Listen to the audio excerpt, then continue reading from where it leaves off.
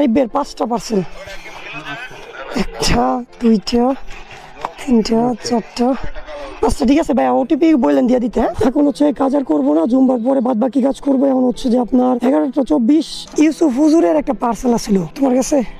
আচ্ছা, উনি কি টাকা বিকাশে দিয়ে দিবে? উনি ইউসুফ হুজুর, ঠিক আছে নাও নিয়ে যাও। সামনেই দাঁড়ায় আছিলেন, হ্যাঁ ফোন দিয়েছিলেন একটু আগে, রোমান শেখ পেমেন্ট করা।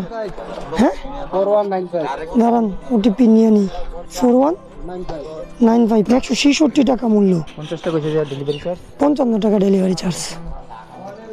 আজকে 5 দিন পর পার্সেলটা দিতে পারতাছি, বলতাছি 5 দিন পরে। 34।